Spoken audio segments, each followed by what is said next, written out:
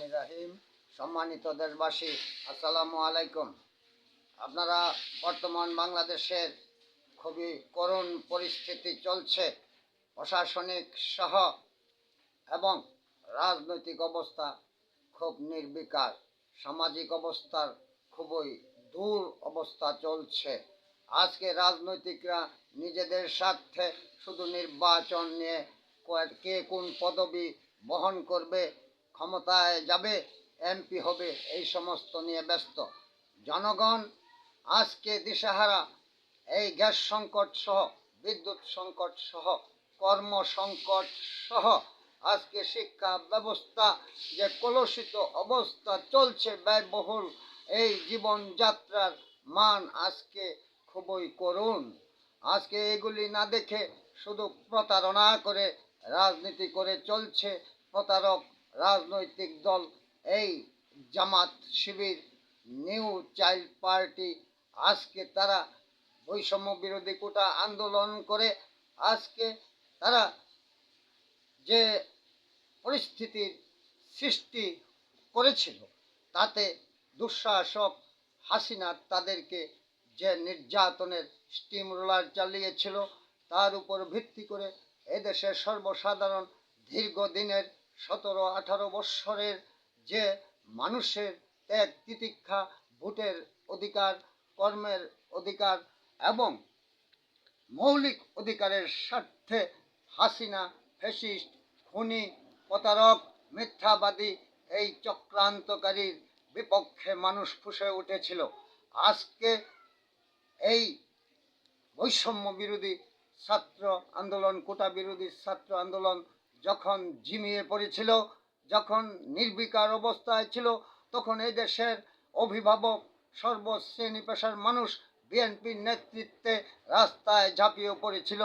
আজকে এই সন্তান হিসাবে এই দেশের নতুন প্রজন্মের এই ছেলেদের, এই মেয়েদের উপর মায়া করে আজকে রাস্তায় নেমেছিল।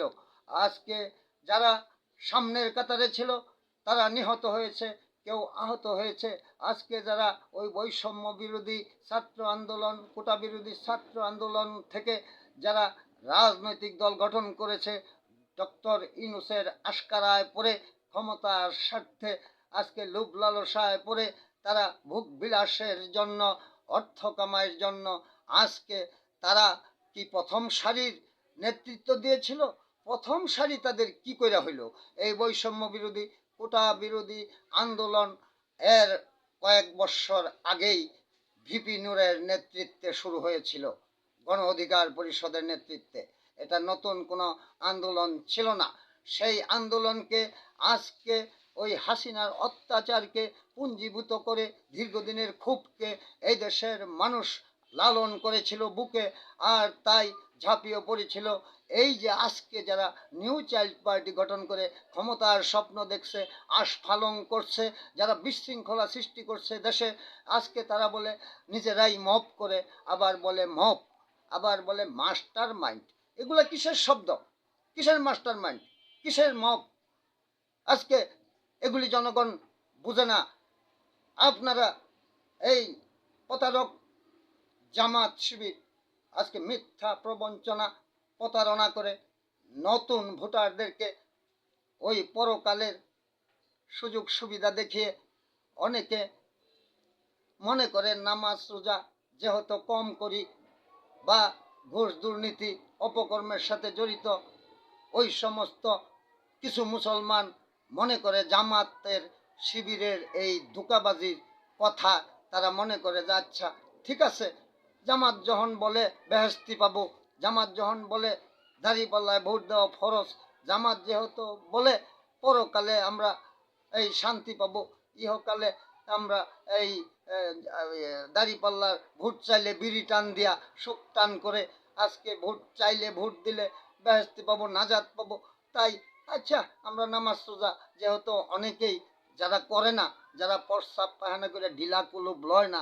যাদের মনে ভয় আজকে ওই ঘুষ দুর্নীতি অপকর্মের সাথে জড়িত, তারা মনে করে জামাতের ভোট দিলে যদি বেহেশতি পাইয়াই যাই, ফ্রিডা লইয়া যাই, হ্যাঁ, বোনাসটা সংগ্রহ করে হালাই। এই মিথ্যা অপপ্রচার করে আজকে জামাত এদেশের সাধারণ ধর্মপ্রাণ মানুষদেরকে, যারা ধর্ম কম পালন করলেও ধর্মের প্রতি ভয় আছে, আজকে ওই সমস্ত মানুষদেরকে বিভ্রান্ত করে জামাতে ওই ভোট নেওয়ার চক্রান্ত করছে। নিউ চাইল্ড পার্টি তারা এই মানুষের, সাধারণ মানুষের পুঞ্জীভূত 17-18 বছরের ক্ষোভকে কাজে লাগিয়ে আর ওই বৈষম্য বিরোধী ছাত্র কোটা আন্দোলনের ছাত্রদেরকে আজকে ধোঁকা দিয়ে তারা নিউ চাইল্ড পার্টি করে তারা তো ভেসে আসছে ওই জোয়ারের মধ্যে, জোয়ার বাটার মধ্যে কচুরি পানার শাক আইসা নদীর চরে আটকে গেছে। আজকে তারা নেতা হয়ে গেছে, যা ইচ্ছা তাই ফালতুমি করতেছে, এদেশের রাজনৈতিক শিষ্টাচার ধ্বংস করতেছে তারা। আজকে আমি বলতে চাই বিএনপি কঠিন, কঠোর এবং অনেক বেশি ধৈর্যশীল হয়ে গেছে, যার জন্য আজকে বিএনপির বিপক্ষে বিভিন্ন অপপ্রচার চালানো হচ্ছে। আজকে এই সমস্ত নিউ চাইল্ড পার্টি, জামাত, শিবির এরা যে ধরনের উস্কানি দিচ্ছে বিএনপির, এবং এই সামনে নির্বাচন নিয়ে যে সমস্ত হুঙ্কার তারা ছুটছে, যে সমস্ত অপপ্রচার এবং অপকর্ম তারা করছে, মিথ্যা ভিডিও সহ নানা ধরনের ওই বিএনপিকে যে সমস্ত দোষারোপ করছে, চাঁদাবাজি, উমুক, সন্ত্রাস, তুমুক, এগুলা বলছে। আজকে যারা এগুলো বলতেছেন তাদেরকে আমি বলতে চাই, আপনারা কেন জনগণের নেতৃত্ব দিবেন? তবে জনগণের পক্ষে যে চাঁদাবাজি করে, যে অপকর্ম করে, যে নিশা বাজ করে, যারা সমাজকে ধ্বংস করতে চায়, তাদের বিপক্ষে কেন মামলা করেন না? আর যদি মামলা না করেন, আর যদি আপনারা নিজেরা ভূমিকা না নেন, তাহলে কেন এই অপপ্রচারগুলা করেন?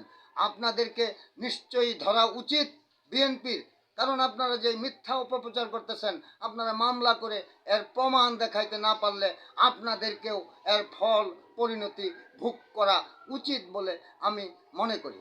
কাজেই আমি বলতে চাই, আজকে এই সমস্ত ছলচতুরি এবং ভূত নিয়ে নানা কূটকৌশলী অবস্থান থেকে সরে আসুন। ডক্টর ইউনূসের আজকারা আজকে এই জামাত, তাদের উপদেষ্টা আছে ডক্টর ইউনূসের সরকারে, আজকে নিউ চাইল্ড পার্টি তাদেরও এজেন্ট আছে, ডক্টর ইউনূস নিজেই তাদেরকে আশকারা দিতেছে। এই নির্বাচনকে সঠিকভাবে এবং সুন্দরভাবে, সূক্ষ্মভাবে ভোটার উপস্থিতির মাধ্যমে আপনারা আনন্দ উৎসবে এই আগামী 26-এর 12ই ফেব্রুয়ারির জাতীয় সংসদ নির্বাচন আনন্দ উৎসবে আপনারা সকলেই ভোট কেন্দ্রে যাবেন শান্তিপূর্ণভাবে, যার যেই পছন্দ অনুযায়ী আপনারা ভোট প্রয়োগ করবেন, এবং একটি স্থায়ী রাজনৈতিক সরকার এই দেশে খুবই প্রয়োজন।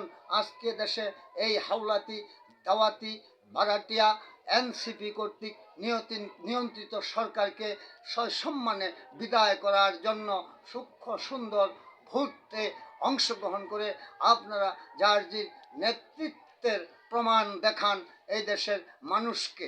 শুধু আপনারা ধোঁকাবাজি করে ওই এমপি হতে চান উচ্চ কক্ষ, কেন উচ্চ কক্ষ? এই দেশে জনগণের কি স্বার্থ হবে? এটা তো আপনাদের রাজনৈতিকদের স্বার্থের জন্য উচ্চ কক্ষ করতে চান।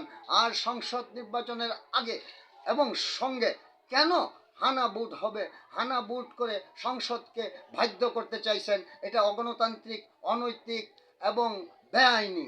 আপনাদেরকে আমি বলতে চাই, ওই 72-এর সংবিধানের চেয়ে বড় নয়, জাতীয় সংসদের নির্বাচনের চেয়ে বড় নয় এই 5ই আগস্টের সনদ। কাজেই আপনারা মুক্তিযুদ্ধকে ছোট করার চেষ্টা করবেন না। সনদ নিয়ে বাড়াবাড়ি করে, সংস্কার নিয়ে বাড়াবাড়ি না করে আপনারা সরকারে যান। যে সরকারে যাবে সে যদি সঠিক হয়, সরকারের যদি কাঠামো, পদ্ধতি আর ওই মন্ত্রী, প্রধানমন্ত্রী, প্রেসিডেন্ট এরা যদি শুধুমাত্র একটি দেশ সঠিকভাবে পরিচালনা করতে 100 লোকই যথেষ্ট। আজকে মন্ত্রী পরিষদ আর সরকার প্রধান যদি সঠিকভাবে, মানসিকভাবে, মানবিকভাবে, ধর্মীয় অনুভূতি চেতনার ভিত্তিতে, ন্যায় নীতির মাধ্যমে জনগণের স্বার্থে রাষ্ট্র পরিচালনা করে, তাহলে কোনো ওই আবি যাবি এই নানা ধরনের কূটকৌশলী বক্তৃতা, ওই বিভিন্ন ধরনের যে অজুহাত, এই সমস্ত কিছুই লাগে না। তাহলে এই দেশ ভালো চলবে, জনগণের অগ্রগতি হবে, ভবিষ্যৎ প্রজন্মের উন্নতি সাধন কল্পে বর্তমানে বাংলাদেশে সমাজে গ্রামে গঞ্জে যে অবস্থা চলছে, এই কিশোরদেরকে উস্কিয়ে দিয়ে এই কিশোর সমাজকে এই স্কুলের ছাত্রদের এই সাধারণ কলেজের সাধারণ মানুষের সন্তানদেরকে আজকে রাজনীতির দিকে উদ্বুদ্ধ করা হইতেছে। আজকে আপনারা এই অভিভাবকদের ক্ষতি করতেছেন এবং এই ছাত্রছাত্রীদেরও ভবিষ্যৎ নষ্ট করতেছেন। দেশের মেধা নষ্ট করার চেষ্টা করবেন না।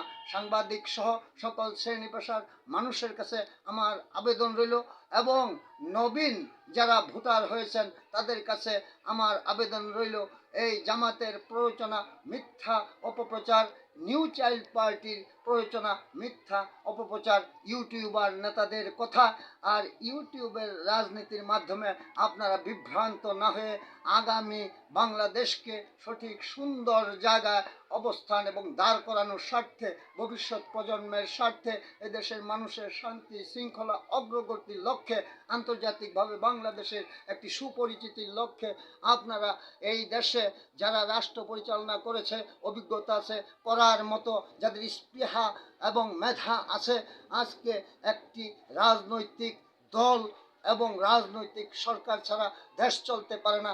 আপনারা এই বিভিন্ন ধরনের বিশৃঙ্খলা সৃষ্টি না করে দেশের শান্তি শৃঙ্খলার চিন্তা করে আন্তর্জাতিক বিশ্বে বাংলাদেশকে নিয়ে সম্মিলিতভাবে মান সম্মানের সহিত এই দেশকে পরিচালনার স্বার্থে আগামী জাতীয় সংসদ নির্বাচন 2026-এর 12ই ফেব্রুয়ারিতে আপনারা ধানের